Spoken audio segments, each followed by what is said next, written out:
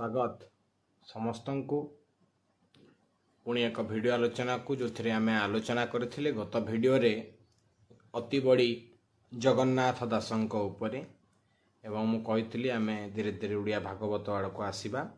तो आज द्वितीय कालांशरे द्वितीय वीडियो रे मु आलोचना करिवि जे आमर श्रीमद् भागवत कौन, भागवत परंपरा कौन एवं ओडिया भागवत एवं संस्कृत भागवत उपरे टिके तुलनात्मक विवरणी देवा चेष्टा करी। सम्यक देवी वीडियो को बेसी लंबा करवा नहीं, छोट छोट वीडियो माने कहीं समय हो नहीं, जिते शीघ्र आम बेसिक जिनस सारिबा। बेसिक जिनस सारे आम जीवा आमर एमसीक्यू डिस्कशन आड़ को। जो मैंने चैनल को सब्सक्राइब करना चैनल को सब्सक्राइब करंतु, पाखरे थिबा बेल आइकन को प्रेस कर दियंतु। आरंभ करिबा। तो भागवत कौन? महाभारतीय आमर जो चिंता चेतना संस्कृति परंपरा रे एक आलोकवर्तिका बोली आम यहाँ ग्रहण करि परिबा श्रीमद् भागवत महापुराण को, जहा केउ अनादि जुगरु प्रत्येक भारतीय मानव को आध्यात्मिक ज्ञान एवं सांसारिक तत्वगुड़िक विषय रे दिग्दर्शन दे आसुछि। पुणी जदि आमे देखिबा आमे जो श्रीमद् भागवत महापुराण कथा कहूचु, एहार लेखक बा यार जो रचयिता आमे कहू संस्कृत भाषा रे सेटा होउछंती मुनि व्यासदेव। व्यास मुनि यार रचयिता बोली कहा जाए संस्कृत श्रीमद् भागवतर।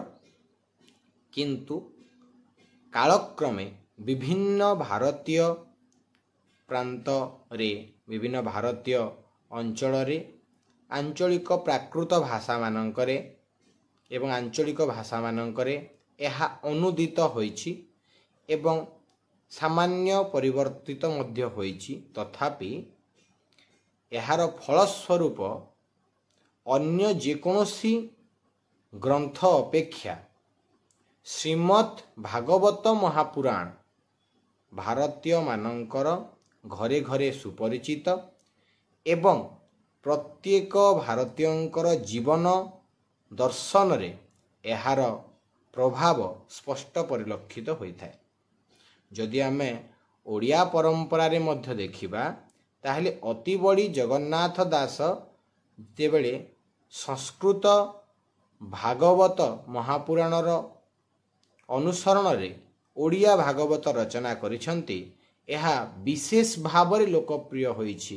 एते मात्रा रे लोकप्रिय होइछि जे एहा केवल पुराण पुस्तक होई रही नाही, एहा आमर ओडिया जनजीवनर एक गुरुत्वपूर्ण अविच्छेद्य अंग भाव रे शामिल हो जाइछि। जार फलस्वरूप आमे देखुछु पुरपल्ली रे आमे देखि थाउ जे भागवत टुंगीर प्रतिष्ठा होइछि एवं भागवत को सेठारे पूजा करा जाय थाए। एते लोकप्रिय अन्य कोनोसी पुराण बा अन्य कोनोसी ग्रंथ होइथिबार दृष्टिगोचर हुए नाही। तेणु सेही दृष्टि कहिबा जे आमर जेतिकी भी ग्रंथ एवं पुराण रहिछि से मध्यरे सर्वाधिक लोकप्रिय होइछि श्रीमद् भागवत एवं यहाँ श्रेष्ठ तत्व बोली मध्य कहा जाए। आसंतु जानिबा भागवत परंपरा कौन? सृष्टिकर्ता जहाँ को आमे ब्रह्मा बोली कहूचु, सृष्टिकर्ता भगवान ब्रह्मा जितेबेले नाभि कमलरु जात होइछंती प्रभुंक ठारू एवं से माया विषय रे अवगत हेबा पाई चेष्टा करिछंती।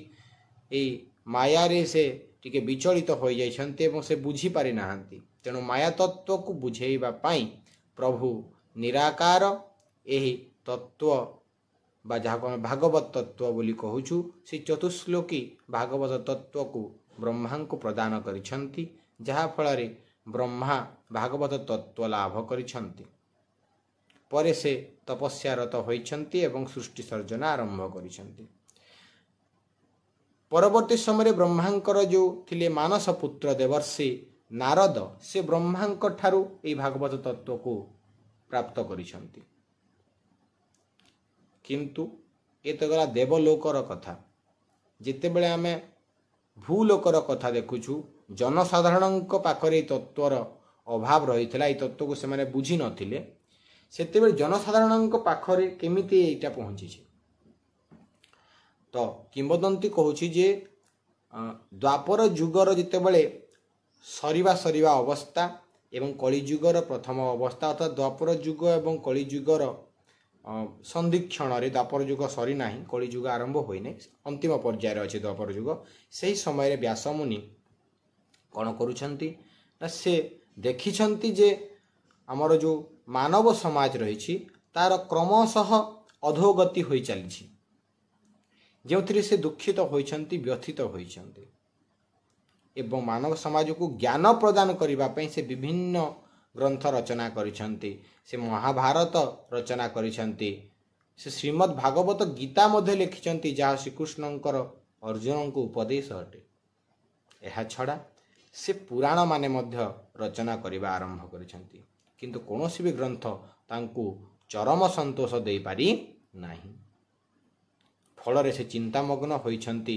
एवं सरस्वती नदी कूल थिबा बदरिका आश्रम रे से ध्यानस्थ होइछंती से उत्तर खोइछंती तांकर कौन अधा रहीगला जहाँ से लेखि पारि नाहंती बा कहि पारि नाहंती जहाँ फल से जन समाज को जहाँ देवा कथा दे पारु नाहंती तांको असंपूर्ण लागुथिला देवर्षि नारद सेठारे आविर्भूत होइछंती एवं उपदेश देइछंती व्यासमुनि को जे आपण सबु गुरुत्वपूर्ण ग्रंथ गुड़िक लिखिले श्रीकृष्णंकर अर्जुन को उपदेश कथा लिखिले महाभारतर कथा वर्णना कले विभिन्न देवा देवी का विषय वर्णना कले किंतु प्रभुंकर लीला वर्णना करी नाहंती आपण प्रभुंकर लीलार जो तत्व रही ताकू आपण वर्णना करी नाहंती तेणु जेते बळे पर्यंत आपण ताहा वर्णना करि नाहंती ताहाकू लेखि नाहंती ताहाकू जन कल्याणकारी पाई जन कल्याण उद्देश्य रे उत्सर्गीकृत करि नाहंती अर्पण करि नाहंती सेते बेले पर्यंत से संतोष आसीबो नाही फल रे देवर्षि नारद को व्यासमुनि ताहा प्रदान करबा को अनुरोध करिसंती एवं देवर्षि नारद तांकू मंत्र दीक्षा देवा परे भागवत तत्व कथा बुझाइछंती एवं भागवत तत्व देवर्षि नारद ठारू प्राप्त करि व्यासमुनि एते बेले ध्यानस्थ होइछंती मंत्र दीक्षित होई सेते बेले से कृष्ण लीला को देखि पारिछंती एवं जहाँ देखिछंती ताकू से लिखित रूप देइछंती ग्रंथर रूप देइछंती जहाँ आज आम आगरे श्रीमद् भागवत महापुराण संस्कृत भाषा रे से ग्रंथटी आम पाखरे रही एथिरे सृष्टि सर्जनार कथा रही सृष्टि प्रलयर कथा रही प्रत्येक कथा एवं मुख्य यार विषय वस्तु हूँ श्रीकृष्णंकर लीला भागवत तत्व रे श्रीकृष्णंकर माया लीलार कथा ही वर्णित रही आम जानिछु ये गोटे पुराण महापुराण संस्कृत भाषा रे 18टी पुराण रही पुराण क्या कहवा सर्गश्च विसर्गश्च वंशम मन्वंतराणि च वंशानुचरितम चैव पुराणम पंचलक्षण ଯେଉଁଠାରେ सर्ग सृष्टि प्रक्रिया विसर्ग ध्वंस प्रक्रिया सर्ग विसर्ग सर्गश्च विसर्गश्च वंशम मन्वंतराणि च वंश विषय कहुवा राजवंशलता मन्वंतर कथा कहूब गोटे मनु आ गोटे मनु आम जो 7टी मनु रही विषय वर्णना होउथिबो एवं वंशानुचरित कथा होउथिबो ये जदि 5टी लक्षण अच्छी ताकू पुराणर आख्या दि जाई पारे एवं से आधार रे श्रीमद् भागवत संस्कृत श्रीमद् भागवत हेउची एक महापुराण पुणी जदि देखिबा व्यास मुनि ठारू तांको पुत्र सुक मुनि ए तत्व को लाभ करथिले कारण से तत्व लाभ करबा कारण से वैराग्य थिले आज वैराग्य लाभ करथिले एवं आजन्म ब्रह्मचारी थिले एवं तांकर ये जो ऊर्ध्वमुखी चेतना थिला ताको सम्मान जणाई जिते बेले सुकमुनि निजे कहले जे मते भागवत तत्वर आवश्यकता अछि सेतले व्यास मुनि तांको पुत्र को यह शिक्षा देथिले एवं परवर्ती समय आम जानिछु जे पंचु पांडवंकर पुत्र अर्जुनंक पुत्र अभिमन्यु एवं तांको पुत्र थिले परीक्षित समस्तंकर देहांत जिते होइछि परीक्षित को राज्यभार अर्पण कर स्वर्गारोहण पाई जाइछंती पंचु पांडव एवं परीक्षित राजा जिते सब राज्यभार संभालुछंती सेतले कलिर आगमन होइछि ଏବଂ କଳିର ଚକ୍ରାନ୍ତରେ ସୁଯୋଗରେ ଯେହେତୁ କଳିର ଆସିବାର ଥିଲା, ପରୀକ୍ଷିତଙ୍କର ମୃତ୍ୟୁ ନହେଲେ କଳି ଆସିପାରିନଥାନ୍ତା। ପରୀକ୍ଷିତ ଋଷିଙ୍କର ଅଭିଶାପରେ ସେ ରହିଯାଇଛନ୍ତି, ମାନେ ଭୟଭୀତ ହୋଇଛନ୍ତି ଯେ ତାଙ୍କର 7 ଦିନ ପରେ ନାଗର ମୃତ୍ୟୁ, ନାଗ ଦଂଶନରେ, ସର୍ପ ଦର୍ଶନରେ ତାଙ୍କର ମୃତ୍ୟୁ ହେବ। ଏବଂ ଏହାକୁ ଦେଖି ସେ ପଶ୍ଚାତାପ କରିଛନ୍ତି ଏବଂ ଶେଷ କିଛି ସମୟ ସେ ଚାହିଁଛନ୍ତି ଭଗବତ ଚିନ୍ତନରେ କଟୁ। ତେଣୁ ସେ ଯାଇଛନ୍ତି ଶୁକମୁନିଙ୍କ ପାଖକୁ ଏବଂ ଶୁକମୁନି ତାଙ୍କୁ ଭାଗବତ ତତ୍ତ୍ୱ ଶେଷ କିଛି ଦିନ ଶୁଣାଇଛନ୍ତି। ତ ଇଏ ହେଉଛି ଭାରତୀୟ ଭାଗବତ ପରମ୍ପରା। ଏହାର ଅନୁସରଣରେ ଜଗନ୍ନାଥ ଦାସ, ଅତିବଡ଼ି ଜଗନ୍ନାଥ ଦାସ ଓଡ଼ିଆ ଭାଗବତ ଲେଖିଛନ୍ତି। ତେବେ ଦେଖିବା ସଂସ୍କୃତ ଭାଗବତ ଏବଂ ଓଡ଼ିଆ ଭାଗବତ ବିଷୟରେ କ'ଣ ରହିଛି। ସଂସ୍କୃତ ଭାଗବତର ଅନୁସରଣରେ ଯଦିଓ ରଚିତ ଓଡ଼ିଆ ଭାଗବତ, ତାକୁ କିନ୍ତୁ ଆମେ ସମ୍ପୂର୍ଣ୍ଣ ରୂପରେ କହିପାରିବା ନାହିଁ ଯେ ଏହା ଅନୁବାଦ ବୋଲି। ଓଡ଼ିଆ ଭାଗବତର ନିଜସ୍ୱ ମୌଳିକତା ଅଛି। ଏହା ସଂସ୍କୃତ ଭାଗବତର, ଶ୍ରୀମଦ୍ ଭାଗବତ ମହାପୁରାଣର ଆକ୍ଷରିକ ଅନୁବାଦ ନୁହେଁ।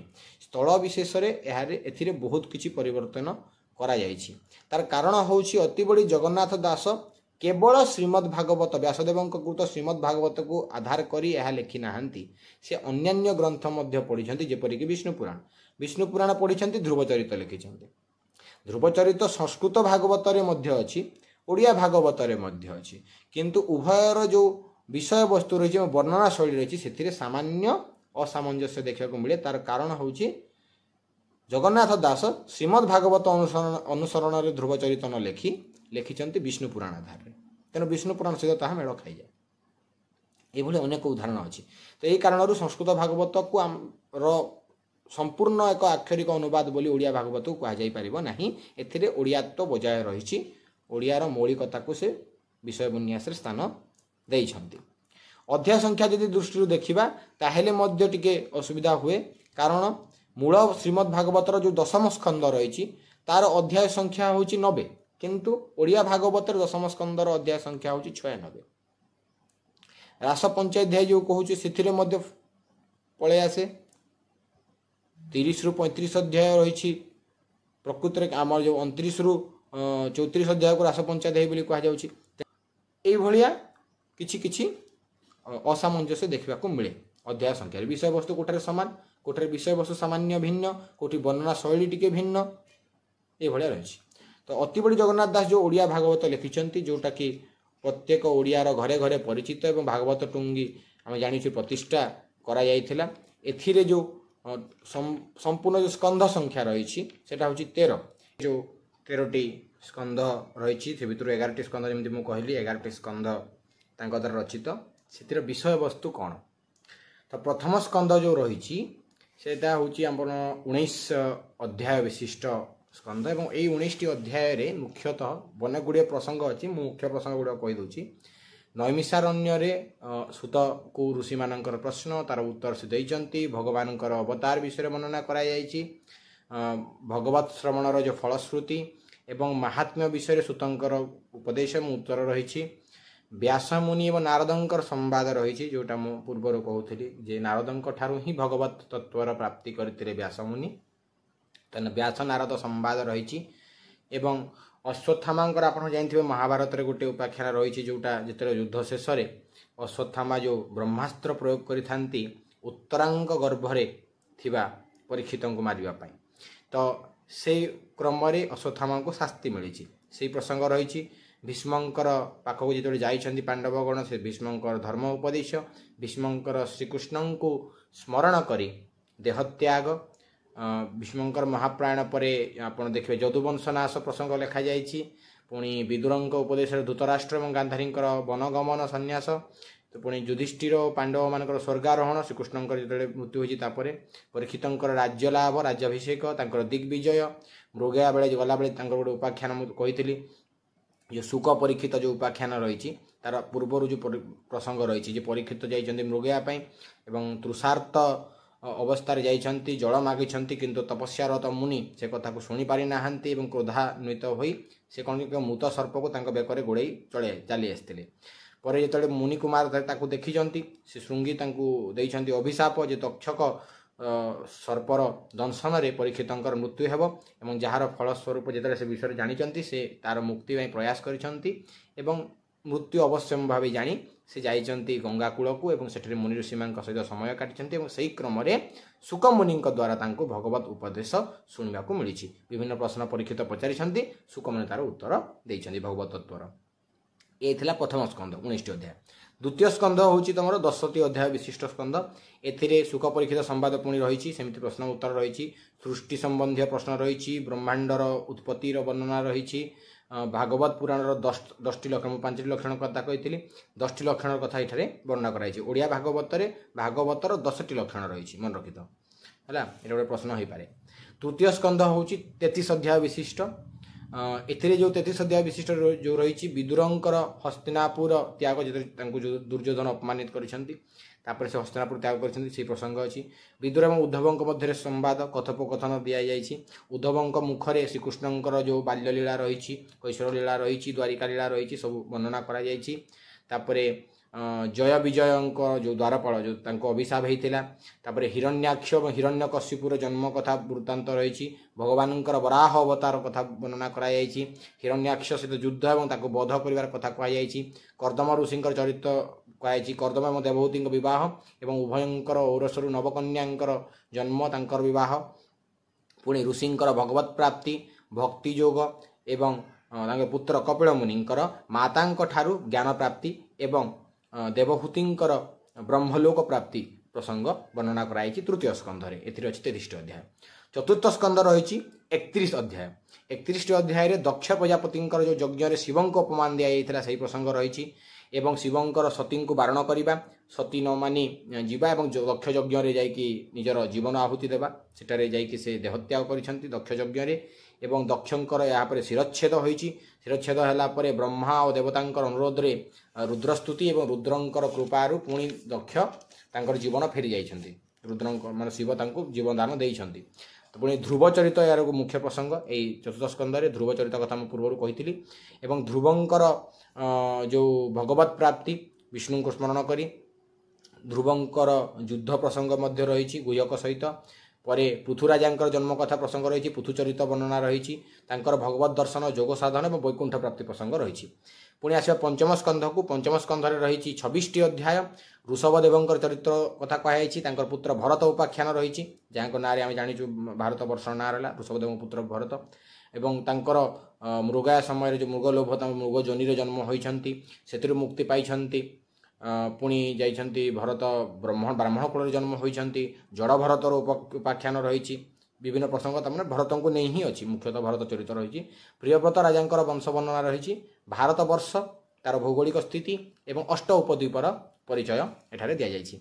षष्ठ स्कंद जदि आसवा षष्ठ स्कंद हूँ 19 अध्याय।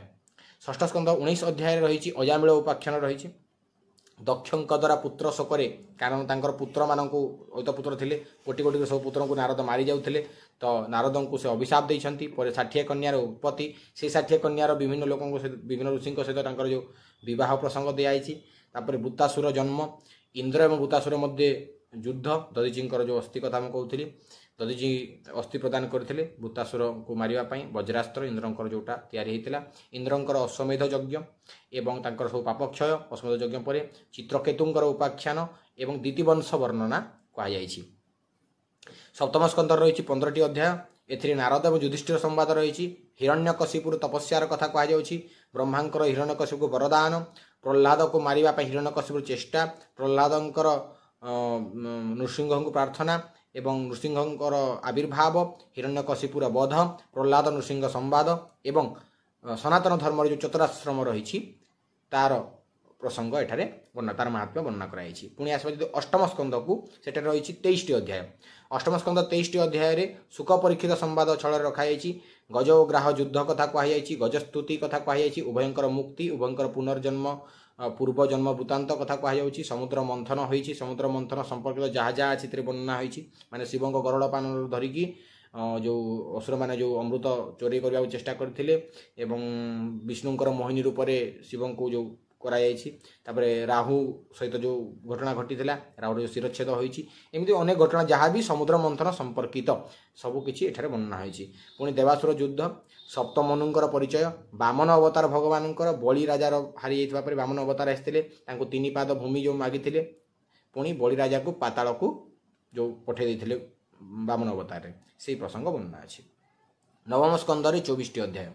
ନବମ ସ୍କନ୍ଧରେ ଇକ୍ଷ୍ୱାକୁ ବଂଶର ପରିଚୟ, ଯେଉଁଟା ଶ୍ରୀରାମଙ୍କ ବଂଶ ଆମେ ଜାଣିଛୁ, ସଗର ରାଜା, ହରିଶ୍ଚନ୍ଦ୍ର, ତାପରେ ଭଗୀରଥ, ଏମାନଙ୍କର ପରିଚୟ ଏବଂ ଶ୍ରୀରାମଙ୍କ ଚରିତ୍ର ବର୍ଣ୍ଣନା ହୋଇଛି।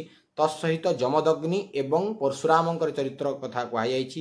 ଯମଦଗ୍ନିଙ୍କର ବଧ, ସହସ୍ରାର୍ଜୁନ ବଧ, ଦୁଷ୍ମନ୍ତ ଶକୁନ୍ତଳା ଯେଉଁ ଥିଲେ ଦୁଷ୍ମନ୍ତଙ୍କ ଚରିତ୍ର, ତାଙ୍କ ପୁତ୍ର ଭରତଙ୍କ ଚରିତ୍ର, ଭରତଙ୍କ ବଂଶ ବର୍ଣ୍ଣନା, ଯଦୁବଂଶ ବର୍ଣ୍ଣନା ଏବଂ ଶ୍ରୀକୃଷ୍ଣଙ୍କ ବଂଶରେ ଆବିର୍ଭାବ, ଏତିକି ରହିଛି ନବମ ସ୍କନ୍ଧରେ। ଏଇଟା ହେଉଛି 24 ଅଧ୍ୟାୟ ବିଶିଷ୍ଟ। ଦଶମ ସ୍କନ୍ଧକୁ ଯଦି ଆସିବା, ଶ୍ରୀକୃଷ୍ଣଙ୍କ ବିଷୟରେ ଟୋଟାଲ ଦଶମ ସ୍କନ୍ଧ ରହିଛି। ଗୋପଲୀଳା ଏବଂ ଦ୍ୱାରିକାଳୀଳା ନାଁରେ 2ଟି ଭାଗ କରାଯାଇଛି 96ଟି ଅଧ୍ୟାୟରେ। 48ଟି ଅଧ୍ୟାୟ ଅଛି ଗୋପଲୀଳା, 48ଟି ଅଧ୍ୟାୟ ହେଉଛି ଦ୍ୱାରିକାଳୀଳା ହେଲା। ତାପରେ ଆସିବା ଏକାଦଶ ସ୍କନ୍ଧ। ଏକାଦଶ ସ୍କନ୍ଧରେ କ'ଣ ଅଛି? 31ଟି ଅଧ୍ୟାୟ ସଂସ୍କୃତ ଭାଗବତରେ ରହିଛି, କିନ୍ତୁ ଯଦି ଆମେ ଓଡ଼ିଆ ଭାଗବତ ଦେଖିବା ଗୋଟିଏ ଅଧ୍ୟାୟ ଅଧିକ ଅଛି, 32 ଅଧ୍ୟାୟ ବିଶିଷ୍ଟ ଏକାଦଶ ସ୍କନ୍ଧ। ଏଥିରେ ଯଦୁକୁଳ ସଂହାର ପାଇଁ ଋଷିମାନଙ୍କର ଯେଉଁ ଅଭିଶାପ, ଯଦୁବଂଶ ନାଶ ହେବା ପାଇଁ, ଏବଂ ବସୁଦେବଙ୍କୁ ଦେବର୍ଷି ନାରଦଙ୍କର ଯେଉଁ ଉପଦେଶ ଏବଂ ପରବର୍ତ୍ତୀ ସମୟରେ ସେମାନେ ଚେଷ୍ଟା କରିଛନ୍ତି ଯଦୁବଂଶକୁ ବଞ୍ଚାଇବା ପାଇଁ, ସେସବୁ ଜିନିଷ ଅଛି। ପୁଣି ଭାଗବତ ଧର୍ମ, ଭାଗବତର ଲକ୍ଷଣ ବର୍ଣ୍ଣନା ଦିଆଯାଇଛି। ତାପରେ ତ୍ରିବିଧ ବୈଷ୍ଣବ ଯେଉଁ ପରିଚୟ, ଉତ୍ତମ ମଧ୍ୟମ ପ୍ରାକୃତର ପରିଚୟ କଥା କୁହାଯାଉଛି। ପୁଣି ଅବଧୂତ ଯଦୁ ଅବଧୂତ ଉପାଖ୍ୟାନ, ଏଇଟା ଆଚ୍ଛା 24 ଗୁରୁ ପ୍ରସଙ୍ଗ ଯେଉଁ ରହିଛି, ଏଇଟା ମଧ୍ୟ କିଛି କାଂଶରେ ଦଶମରେ, କିଛି କାଂଶରେ ଏକାଦଶରେ ଦେଖାଯାଏ, ଏକାଦଶ ସ୍କନ୍ଧରେ ଦେଖାଯାଏ। ମୁଖ୍ୟତଃ ଏକାଦଶ ସ୍କନ୍ଧରେ ଯଦୁ ଅବଧୂତ ସମ୍ବାଦ ରହିଛି, ଯେଉଁଟା ଅବଧୂତଙ୍କ 24 ଗୁରୁ ପ୍ରସଙ୍ଗ କଥା କହୁଛୁ ହେଲା। 24 ଗୁରୁ କିଏ ଆପଣମାନେ ଜାଣିଛନ୍ତି, ମୁଁ ଆଉ ବେଶୀ କହୁନାହିଁ। ତାପରେ ଆସିଲା ଦ୍ୱାଦଶ ସ୍କନ୍ଧ। ଦ୍ୱାଦଶ ସ୍କନ୍ଧ ଯେଉଁଟା ରହିଛି, ସେଥିରେ 13ଟି ଅଧ୍ୟାୟ ରହିଛି ଏବଂ ଏଇ ସ୍କନ୍ଧ ଗୁଡ଼ିକ ଜଗନ୍ନାଥ ଦାସ ଲେଖି ନାହାନ୍ତି, ଏକାଦଶ ସ୍କନ୍ଧ ପର୍ଯ୍ୟନ୍ତ ଲେଖିଛନ୍ତି। ଦ୍ୱାଦଶ ସ୍କନ୍ଧ ଏବଂ ତ୍ରୟୋଦଶ ସ୍କନ୍ଧର ଯେଉଁ ରହିଛି ବିଷୟବସ୍ତୁ, ତାହା ଅଲଗା ବିଷୟବସ୍ତୁ ଏବଂ ତାକୁ ଦ୍ୱାରିକା ଦାସ ରଚନା କରିଥିଲେ ହେଲା। ତ ଇଏ ଥିଲା ଆମର ମୁଖ୍ୟ ପ୍ରସଙ୍ଗ ଆଜି ପାଇଁ ଆଲୋଚନା ପାଇଁ। ତ ଏତିକି ମୁଁ କହିବି ଯେ ଏଇ ଯେଉଁ ଲେଖିଛନ୍ତି ଓଡ଼ିଆ ଭାଗବତ ଜଗନ୍ନାଥ ଦାସ, ତାହାର ପ୍ରସଙ୍ଗ ସଂସ୍କୃତ ଭାଗବତରୁ ସ୍ଥାନେ ସ୍ଥାନେ କାହିଁକି ଭିନ୍ନ ହେଉଛି? କାରଣ କେବଳ ସଂସ୍କୃତ ଭାଗବତର ଅନୁସରଣରେ ଲେଖି ନାହାନ୍ତି, ସେ ବିଷ୍ଣୁ ପୁରାଣ ମଧ୍ୟ ପଢ଼ିଛନ୍ତି, ଅନ୍ୟାନ୍ୟ ଗ୍ରନ୍ଥ ପଢ଼ିଛନ୍ତି। ପୁଣି ବ୍ୟାସଦେବକୃତ ସଂସ୍କୃତ ଭାଗବତର ଶ୍ରୀଧର ସ୍ୱାମୀଙ୍କର ଯେଉଁ ଟୀକା ରହିଛି, ତାକୁ ଅନୁସରଣ କରି ମଧ୍ୟ ସେ ଲେଖିଛନ୍ତି। ତେଣୁ ସ୍ଥାନେ ସ୍ଥାନେ ତାହା ସାମାନ୍ୟ ଭିନ୍ନ ବୋଲି ପରିଲକ୍ଷିତ ହୋଇଥାଏ, ଅଧ୍ୟାୟ ସଂଖ୍ୟାରେ ଏବଂ ବିଷୟବସ୍ତୁରେ ପରିବର୍ତ୍ତନ ଦେଖାଯାଏ। ଠିକ୍ ଅଛି, ଆଶା କରୁଛି ଭିଡ଼ିଓଟି ଉପାଦେୟ ହୋଇଥିବ। ପରବର୍ତ୍ତୀ ଭିଡ଼ିଓରେ ପୁଣି ଆମେ ମୁଖ୍ୟତଃ ଆମର ଯେଉଁଟା ପ୍ରସଙ୍ଗ ରହିଛି, ଯେଉଁଥିରେ ବେଶୀ ପ୍ରଶ୍ନ ଆସେ, ଦଶମ ସ୍କନ୍ଧ, ତା ଉପରେ ଟିକେ ଆଲୋଚନା କରିବା ଏବଂ ରାସ ପଞ୍ଚଦଶୀ ଆଡ଼କୁ ଯିବା। ଧନ୍ୟବାଦ।